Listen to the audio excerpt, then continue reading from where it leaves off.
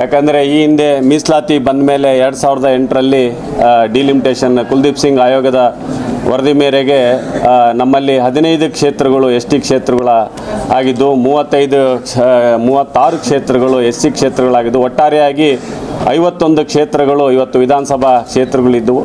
ಜೊತೆಗೆ MP ಕ್ಷೇತ್ರಗಳು 5 ಕ್ಷೇತ್ರಗಳು ರಾಜ್ಯದಲ್ಲಿ ಮೀಸಲಾತಿ ಆಗಿದ್ದಾವೆ. ಜೊತೆಗೆ 2 ಕ್ಷೇತ್ರಗಳು ST ಮೀಸಲಾತಿ ಆಗಿ ಇವತ್ತು ಕಾಂಗ್ರೆಸ್ ಪಕ್ಷ ಒಂದು ಸಮಪಾಲು ಸಮಬಾಳು ರೀತಿಯಲ್ಲಿ ಇವತ್ತು ನಮಗೆ ರಾಜಕೀಯವಾಗಿ ಒಂದು ನ್ಯಾಯ ಕೊಡ್ತಕ್ಕಂಥ ಮನಮೋಹನ್ ಸಿಂಗ್ ಅವರು UPA ಸರ್ಕಾರದಿಂದ ಕೊಟ್ಟಿರ್ತಕ್ಕಂಥದ್ದು ನಮಗೆ ಒಂದು ಆಶೀರ್ವಾದದಿಂದ ಇವತ್ತು ಎಲ್ಲರೂ ಕೂಡ ನಾವೇನು ವಿಧಾನಸಭೆ ಜೊತೆಗೆ ಪಾರ್ಲಿಮೆಂಟಿಗೆ ಏನು ಅವಕಾಶ ಮಾಡಿಕೊಟ್ಟಿದ್ದಾರೆ, ಈ ಒಂದು ವೇದಿಕೆ ಮೂಲಕ ಮಾಜಿ ಪ್ರಧಾನಮಂತ್ರಿಗಳಂತ ಮನಮೋಹನ್ ಸಿಂಗ್ ಅವರಿಗೆ ಕೂಡ ನಾನು ಕೃತಜ್ಞತೆಗಳನ್ನು ಸಲ್ಲಿಸ್ತಾ, ಇವತ್ತು ಆಶಯಗಳಂತೆ ಒಂದು ಸಂವಿಧಾನ ಮತ್ತು ಪ್ರಜಾಪ್ರಭುತ್ವದ ಆಶಯಗಳಂತೆ ನಾವು ಚುನಾವಣೆಯಲ್ಲಿ ಇವತ್ತು ಸ್ಪರ್ಧಿಸ್ತಾ ಇದ್ದೀವಿ. ಇವತ್ತು ಮುಖ್ಯವಾಗಿ ಪತ್ರಿಕಾಗೋಷ್ಠಿನಲ್ಲಿ ಗಮನಿಸಿದಾಗ ನಮ್ಮ ಭಾಳ ಪ್ರೀತಿ ಇದ್ದಂಗೆ ಐತೆ ನಮ್ಮ ಈತಿಗೆ ಸೊಂಡೂರಿಗೆ ಒಂದೇ ಸೀಮಿತ ಆಗಿದ್ದರು ಅಂತಂತೇಳಿ ಹೇಳಿದರು. ಅವತ್ತು ನಾನು 2008ರಲ್ಲಿ ನಾನು ಕೂಡ 9 ಕ್ಷೇತ್ರಗಳಲ್ಲಿ ಏಕೈಕ ಒಬ್ಬ ಕಾಂಗ್ರೆಸ್ಸಿನ ಶಾಸಕನಾಗಿ ನಾನು ಆಯ್ಕೆಯಾದೆ. ಅವತ್ತಿಂದ ಎಲ್ಲ ತಾಲೂಕಿನಲ್ಲೂ ಕೂಡ ನಾನು ನಮ್ಮ ವಿರೋಧ ಪಕ್ಷದ ನಾಯಕರು ಅವರು ಎಲ್ಲ ಬಂದಾಗ ಕೂಡ ನಾನು ಭಾಗವಹಿಸಿ ಎಲ್ಲರೂ ಅಲ್ಲಿಂದ ಎಲ್ಲ ಪರಿಚಯ ಇರ್ತೀವಿ. ಜೊತೆಗೆ ಎಲ್ಲರೂ ಕೂಡ ನಾನು ಇವತ್ತು ಜಿಲ್ಲೆಯಲ್ಲಿ ಶಾಸಕರಾಗಿದ್ದು ಎಲ್ಲರಿಗೂ ಪರಿಚಯ ಇರ್ತೀವಿ. ನಾವೆಲ್ಲ ಕಾರ್ಯಕ್ರಮಗಳಲ್ಲಿ ಎಲ್ಲದೂ ನಾವು ಭಾಗವಹಿಸ್ತೀವಿ. ಇದರಿಂದಾಗಿ ನಾವು ಇದನ್ನೆಲ್ಲ ಗುರುತಿಸಿ ಜೊತೆಗೆ ಈ ಒಂದು ಲೋಕಸಭೆಯಲ್ಲಿ ಸ್ಪರ್ಧಿಸಲಿಕ್ಕೆ ನನಗೆ ಭಾಳ ಖುಷಿ ಆಗ್ತಾ ಇದೆ. ಯಾಕಂದರೆ ಸ್ವಾತಂತ್ರ್ಯ ನಂತರದ ದಿನಗಳಲ್ಲಿ 20 ಅಂಶಗಳ ಕಾರ್ಯಕ್ರಮದಲ್ಲಿ ಇವತ್ತು ಜವಾಹರ್ಲಾಲ್ ಅವರು ಹಿಡ್ಕೊಂಡು ಜೊತೆಗೆ ಲಾಲ್ ಬಹದ್ದೂರ್ ಶಾಸ್ತ್ರಿ ಅವರು ಇರ್ಬೋದು, PV ನರಸಿಂಹರಾವ್ ಅವರು ಇರ್ಬೋದು, ರಾಜೀವ್ ಗಾಂಧಿ ಅವರು ಇರ್ಬೋದು, ಎಲ್ಲರೂ ಕಾಂಗ್ರೆಸ್ಸಿನ ಪ್ರಧಾನಮಂತ್ರಿಗಳು ಇವತ್ತೇನು ಆಡಳಿತವನ್ನು ಮಾಡಿದ ಮನಮೋಹನ್ ಸಿಂಗ್ ಅವ್ರ ಮಠ ಅನೇಕ ಕಾರ್ಯಕ್ರಮಗಳು ನಮ್ಮ ಕೇಂದ್ರ ಸರ್ಕಾರ ಅಧಿಕಾರದಲ್ಲಿದ್ದಾಗ ಏನು ಪ್ರಣಾಳಿಕೆಯಲ್ಲಿ ಕೊಟ್ಟಿದ್ರು ಅದನ್ನು ಯಥಾವತ್ತಾಗಿ ನುಡಿದಂತೆ ನಡೆದು ಒಂದು ಕೊಟ್ಟಂಥ ಒಂದು ಕೊಡುಗೆ ಇವತ್ತು ಭಾರತ ದೇಶದಲ್ಲಿ 50 ವರ್ಷಗಳ ಒಂದು ಇತಿಹಾಸದಲ್ಲಿ ಇವತ್ತು ಅಚ್ಚಳಿಯದಂಥ ಒಂದು ಕಾರ್ಯಕ್ರಮಗಳು ಕೂಡ ನಮಗೆ ಇವತ್ತು ಭಾರತ ದೇಶದಲ್ಲಿದ್ದಾವೆ. ಜೊತೆಗೆ ನಮ್ಮ ಒಂದು ಕರ್ನಾಟಕದಲ್ಲಿ ಕೂಡ ನಮ್ಮ ಪಕ್ಷದಿಂದ ಏನು ಮುಖ್ಯಮಂತ್ರಿಗಳಾಗಿದ್ದಾರೆ, ಜೊತೆಗೆ ಸಿದ್ದರಾಮಯ್ಯ ಸಾಹೇಬರು 2013ರಿಂದ 18 ಮಟ್ಟ, ಜೊತೆಗೆ 23 ಮಟ್ಟ 2ನೇ ಬಾರಿ ಮುಖ್ಯಮಂತ್ರಿಗಳು ಏನಾಗಿದ್ದಾರಲ್ಲ ಅವರು ನುಡಿದಂತೆ ನಡೆದು ಪ್ರಣಾಳಿಕೆಯಲ್ಲಿ ಕೊಟ್ಟಂಥ ಕಾರ್ಯಕ್ರಮಗಳನ್ನ ಯಥಾವತ್ತಾಗಿ ಕೊಟ್ಟಿರ್ತಕ್ಕಂಥದ್ದು ನಮಗೆ ಅಸೆಟ್ ಆಗಿದೆ, ಒಂದು ಆಸ್ತಿ ಆಗಿದೆ. ಆ ಹೆಸರು ಕೂಡ ಇವತ್ತು ನಮ್ಮ ರಾಜ್ಯದಲ್ಲಿರೋದ್ರಿಂದ ನಮಗೆ ಇದನ್ನೆಲ್ಲ ಗುರುತಿಸಿ ನನ್ನ ಅನುಭವವನ್ನು ಗುರುತಿಸಿ ಇವತ್ತು ಎಲ್ಲರೂ ಕೂಡ ಈ ಒಂದು ಬಳ್ಳಾರಿ ಜಿಲ್ಲೆಯಲ್ಲಿ ಲೋಕಸಭೆಗೆ ಸ್ಪರ್ಧೆಗೆ ಅವಕಾಶ ಮಾಡಿ ಕೊಟ್ಟಿದ್ದಕ್ಕೆ, ಜೊತೆಗೆ ಇವತ್ತು ಬಳ್ಳಾರಿ ಜನತೆ ಇವತ್ತೇನು 8 ವಿಧಾನಸಭಾ ಕ್ಷೇತ್ರಗಳಲ್ಲಿ ಅಖಂಡ ಬಳ್ಳಾರಿ ಜಿಲ್ಲೆಯಲ್ಲಿ ನನ್ನ ಸಂಸದರಾಗಿ ಆಯ್ಕೆ ಮಾಡೋದ್ರಿಂದ ಇವತ್ತೇನು ಕೇಂದ್ರ ಸರ್ಕಾರದಿಂದ ಈ ಹಿಂದೆ ಇಲ್ಲಿ ಕೊಂಡಯ್ಯ ಸಾಹೇಬರು ಕೂಡ ಸಂಸದರಾಗಿದ್ದರು, ಜೊತೆಗೆ ಬಸವರಾಜೇಶ್ವರಿ ಅಮ್ಮರು ಕೂಡ ಇಲ್ಲಿ ಸಂಸದರಾಗಿದ್ದರು, ಜೊತೆಗೆ ಉಗ್ರಪ್ಪನವರು ಕೂಡ ಒಂದು 6 ತಿಂಗಳು ಮಟ್ಟಿಗೆ ಇಲ್ಲಿ ಸಂಸದರಾಗಿ ಒಳ್ಳೆ ಕಾರ್ಯಗಳನ್ನು ನಿರ್ವಹಿಸಿದ್ದಾರೆ. ತಾವೆಲ್ಲ ಗಮನಿಸಿದಿರಿ.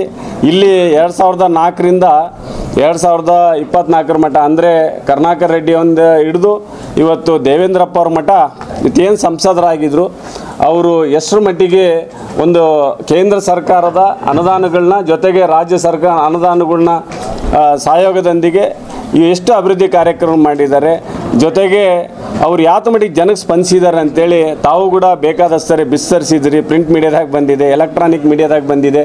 ಇವೆಲ್ಲ ಅವರು ಫೇಲ್ಯೂರ್ಸು, ನಮ್ಮದು ಯಶಸ್ಸು.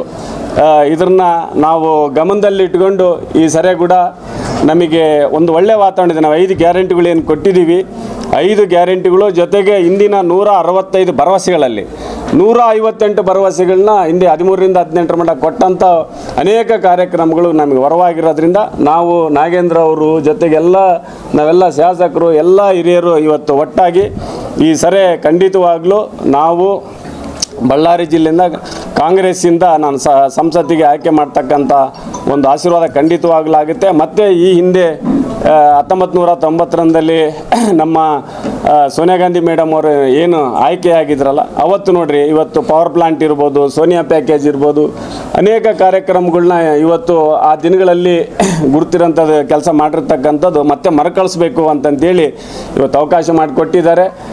ಮುಂದಿನ ದಿನಗಳಲ್ಲಿ ನಾವು ಸಂಸದರಾದಾಗ ಆಯ್ಕೆ ಮಾಡೇ ಮಾಡ್ತಾರೆ. ಈ ಸರಿ ಸಂಸದರಾದಾಗ ಅದನ್ನೇ ಇತಿಹಾಸ ಮರ್ಕೊಳ್ತಕ್ಕಂಥ ಒಂದು ಕೆಲಸ ನಾವು ಪ್ರಾಮಾಣಿಕವಾಗಿ ಎಲ್ಲರೂ ಸೇರಿ ಮಾಡ್ತೇವೆ.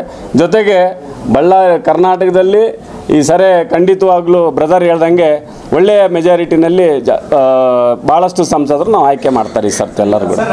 ಇದನ್ನೆಲ್ಲ ಸರ್ವೆ ಮಾಡಿ ಗುರುಸಿ ಬಳ್ಳಾರಿನಲ್ಲಿ ಎಸ್ ಟಿ ಕ್ಷೇತ್ರದಲ್ಲಿ ಇವತ್ತು 4 ಬಾರಿ ಸಂಡೂರಿನಿಂದ ಆಯ್ಕೆ ಮಾಡಿ ಇವತ್ತಿನ ದಿನ ಒಳ್ಳೆಯ ಅಭಿವೃದ್ಧಿ ಕಾರ್ಯಕ್ರಮಗಳೇ ನಾಂದಿ ಮಾಡಿಕೊಟ್ಟಿದ್ದಕ್ಕೆ ಇದು ನಮ್ಮ ಜಿಲ್ಲೆಗೆ ಒಂದು ಮಾದರಿಯಾಗಿದೆ. ಕಂಪ್ಲೀಟಾಗಿ ಎಲ್ಲರೂ ಕೂಡ ನಾವು ಕೆಲಸ ಮಾಡ್ತಾಯಿದ್ವಿ. ಇದರಿಂದಾಗಿ ಗುರುತಿಸ್ಬಿಟ್ಟು ಇವತ್ತು ನನಗೆ MP ಟಿಕೆಟ್ ಕೊಟ್ಟಿದ್ದಾರೆ.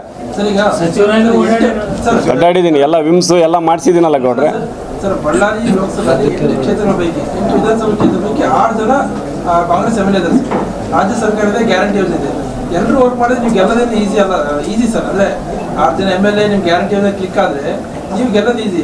ಅದು ಎಲ್ಲರೂ ಅವ್ರ ಕೆಲಸ ಮಾಡ್ತಾರೆ ಅಂತೀರಿ ಸರ್. ಎಲ್ಲರ ಕಡೆ ಡಿಫೆನ್ಸ್ ಒಪಿನಿಯನ್ ಎಲ್ಲ. ನಾನು ಪ್ರಾಮಾಣಿಕವಾಗಿ ಹೇಳ್ತಾ ಇದ್ದೀನಿ, ನಾವೆಲ್ಲರೂ ಕೂಡ ಕಾಂಗ್ರೆಸ್ ತಾಯಿ ಮಕ್ಕಳು. ನಮಗೆ ಆಶೀರ್ವಾದ ಇದೆ. ಎಲ್ಲರ ಒಂದು ತಾಯಿ ಆಶೀರ್ವಾದದಂತೆ, ಪಕ್ಷದ ಆಶೀರ್ವಾದದಂತೆ ಈ ಸರಿ ಎಲ್ಲರೂ ಕೂಡ ಕೆಲಸ ಮಾಡ್ತೀವಿ. ಮಾಡಿ ನಾವು ಯಶಸ್ಸನ್ನು ಕೂಡ ಕಾಣ್ತೀವಿ. ಸಂಸತ್ ಪ್ರಾಬ್ಲಮ್ಸ್ ಇದೆ ಸರ್. ಹೊಸಪೇಟೆಯಲ್ಲಿ ಶಿರಾಸೇಗೌಡ ಸಮಸ್ಯೆ ಅಥವಾ ಇಲ್ಲಿ ಇನ್ನೊಂದು ಆ ಥರ ಎಲ್ಲರೂ ಭೇಟಿಯಾಗಿ ಎಲ್ಲರೂ ವಿಶ್ವಾಸ ಕೊಡ್ತೀರಾ? ಯಾವುದೂ ಇಲ್ಲ. ಮನೆ ಅಂದಮೇಲೆ ಪೂರ್ತಿ ಸಣ್ಣ ಪುಟ್ಟ ಇದ್ದೇ ಇರ್ತವೆ. ಅದನ್ನು ನಾವು ಸರಿ ಮಾಡ್ಕೊಂಡು ನಾವು ಈ ಸರಿ ಈ ಕಾರ್ಯದಾಗೆ ನಾವು ಸಕ್ಸಸ್ ಆಗೋಂಥ ಕೆಲಸ ನಾವು ಖಂಡಿತವಾಗ್ಲೂ ಆಗ್ತೇವೆ ಕೂಡ, ವಿಶ್ವಾಸ ಇದೆ. ಕಾರ್ಯಕ್ರಮದಿಂದ ಹಣ ಸ್ವಲ್ಪ ತಡ ಆಗ್ತೈತೆ ತಾವು, ಯಾಕಂದ್ರೆ ಮತ್ತೆ ನೀವು ಸುಮ್ಮನೆ ಇರಂಗಿಲ್ಲಲ್ಲ, ಜಲ್ದಿ ಎದ್ದು ಹೋಗ್ಬಿಡ್ತೀರಿ. ಅದಕ್ಕಾಗಿಯೇ ಬೇಗ ಮುಗಿಸ್ರಿ ಅಂತ.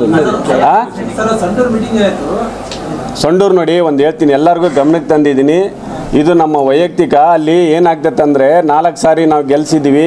ನಮ್ಮನ್ನು ಎಲ್ಲಿ ಬಿಟ್ಟು ಹೋಗ್ಬಿಡ್ತಾರೋ ಏನು ಒತ್ತಾಯಪೂರ್ವಕವಾಗಿ ಮಾಡಿದ್ರೆ ಅದು ಕ್ಲಾರಿಫೈ ಮಾಡಲಿಕ್ಕೆ ಅದು ಕುಟುಂಬದ್ದು ಒಂದು ಸಭೆಯಾಗಿ ನಾವು ಅವ್ರಿಗೆ ಮನವರಿಕೆ ಮಾಡಿಕೊಟ್ಟಿಲ್ಲ.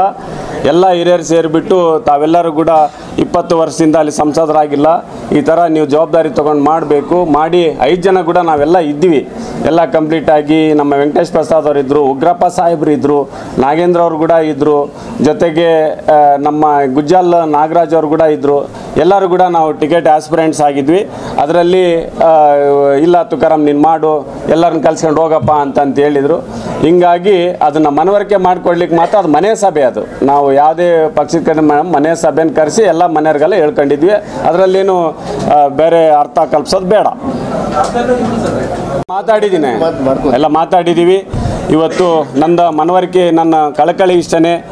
ನೀವು ಕೂಡ ಒಂದು ಪ್ರಜಾಪ್ರಭುತ್ವ ಅಂಗ ಕೂಡ, 4ನೇ ಅಂಗ ಕೂಡ ತಾವು ಪತ್ರಿಕಾ ಮಾಧ್ಯಮದವರು, ಜೊತೆಗೆ ಎಲೆಕ್ಟ್ರಾನಿಕ್ ಮಾಧ್ಯಮದವರು, ತಾವೆಲ್ಲರೂ ಕೂಡ ಒಂದು ದೇಶದ, ಒಂದು ರಾಷ್ಟ್ರದ ಒಂದು ಹಿತಾಸಕ್ತಿಯಿಂದ ತಾವೆಲ್ಲರೂ ಕೂಡ ಒಂದು ಮುಂದಿನ ಒಂದು ಭವಿಷ್ಯಕ್ಕಾಗಿ ತಾವು ನಮಗೆ ಸಹಕಾರ ಮಾಡಬೇಕು. ನಾವೆಲ್ಲರೂ ಕೂಡ ಜೊತೆಯಾಗಿ ಒಂದು ಸಂವಿಧಾನ ಮತ್ತು ಪ್ರಜಾಪ್ರಭುತ್ವ ಉಳಿಗೋಸ್ಕರ ನಾವೆಲ್ಲರೂ ಶ್ರಮಿಸೋಣ ಅಂತಂತ ತಮ್ಮಲ್ಲಿ ಮನವಿ ಮಾಡ್ತಾ, ಇನ್ನೂ ಏನಾದರೂ ಒಂದು ಕೊನೆಯದು ಕೇಳಿದ್ರೆ ನನ್ನ ಮಾತನ್ನು ಮುಗಿಸ್ತೀನಿ. ನಾನು ಪೆಂಡಿಂಗ್ ಇಟ್ಕೊಂಡಿರ್ತೀನಿ, ಕೇಳಿದ್ರೆ ಖಂಡಿತವಾಗ್ಲೂ ನೋಡಿದೆ. ಒಂದು ಹೇಳ್ತೀನಿ, ಮಾಡ್ದಾರ ಬಾಯಾಗ ಆಡ್ದಾಗಿರ್ತಂತೆ ಶಾಸ್ತ್ರ. ಆಮೇಲೆ ಕುಂಬಳಕಾಯಕಲ್ಲ ನಾನು ಯಾಕೆ ಭುಜ ಮುಟ್ಕೊಂಡು ನೋಡ್ಕೋಬೇಕು. ನಾನು ಯಾವಾಗಲೂ ಸ್ಟೇರ್ ಆ್ಯಂಡ್ ಟ್ರಾನ್ಸ್ಪರೆಂಟ್ ಯಾವಾಗಲೂ ಕೂಡ ನೀವು ನೋಡಿದಿರಿ. ನಾನು 2008 ಶಾಸಕನಾಗಿದ್ದಾಗ ಯಾವುದೇ ಅಡ್ಜಸ್ಟ್ಮೆಂಟ್ ಇಲ್ಲ. ಯಾವತ್ತನ ಬಂದಿತ್ತ 20 ವರ್ಷ. ಈಗ ಅವ್ರಿಗೆಲ್ಲ ಮಾಡಿರ್ತಾರಲ್ಲ, ಅವೆಲ್ಲ ಇರ್ತಾವೆ. ಅವೆಲ್ಲವು ಕೂಡ ನಿಮ್ಮೆಲ್ಲ ನೋಡಿದ್ದೀರಿ. ನಾನೇನು ಪಕ್ಷ ಬಿಟ್ಟು ಹೋಗಿಲ್ಲ. ಯಾವತ್ತು ಕೂಡ ಏನು ಬಂದರೂ ಕೂಡ ಪ್ರಾಮಾಣಿಕವಾಗಿ ನಾನು ಪಕ್ಷದಲ್ಲಿದ್ದೀನಿ, ಶಿಸ್ತಿನ ಸಿಪಾಯಿಗೆ. ನಾನು ಎಲ್ಲ ಒಂದು ಸರಿ ಸ್ಟೇಟ್ಮೆಂಟ್ ಹೇಳಿದ್ದೆ ಮಂತ್ರಿ ಮಾಡ್ಬೇಕಾರೆ, ನನ್ನ ಬ್ಲಡ್ ಕೂಡ ಕಾಂಗ್ರೆಸ್ನಾಗ ಐತೆ ಅಂತೇಳಿ. ಎಲ್ಲದು ಕೂಡ ಇವತ್ತು ಒಂದೇ ಕಾನ್ಸ್ಟಿಟ್ಯೂನ್ಸಿ ಅಲ್ಲ ಬಂದಿದ್ದೀವಿ. ಈಗ ನಾನು ಕೇಳೋದು ಇಷ್ಟನೇ, ಅವ್ರು ಮಾಡಿರ್ತಾರೆ ಅವೆಲ್ಲ ನಾವು ಸಂವಿಧಾನದ ವ್ಯವಸ್ಥೆಗೆ ನಾನು ನಂಬಿಕೆ ಇಟ್ಕೊಂಡಿರೋನು, ಪ್ರಜಾಪ್ರಭುತ್ವ ವ್ಯವಸ್ಥೆಯಲ್ಲಿ ನಾನು ನಂಬ್ಕೊಂಡು ಇಟ್ಕೊಂಡು ಆ ವ್ಯವಸ್ಥೆಯಲ್ಲಿ ನಾನು ಯಾವತ್ತೂ ಕೂಡ ನಾನು ಉಸಿರಿನ ಮಟ್ಟ ಸಾಕ್ತೀನಿ ಅಂತ ಹೇಳಕ್ಕೆ ಇಷ್ಟಪಡ್ತಾ ಇದ್ದೀನಿ. ಓಕೆ. ಬಳ್ಳಾರಿಯ ನಿರಂತರ ಸುದ್ದಿಗಾಗಿ ಬಳ್ಳಾರಿ ಬೆಳಗಾಯಿತು ಚಾನೆಲ್ನ ಸಬ್ಸ್ಕ್ರೈಬ್ ಮಾಡಿ ಹಾಗೂ ಬೆಲ್ ಐಕಾನ್ ಒತ್ತಿ.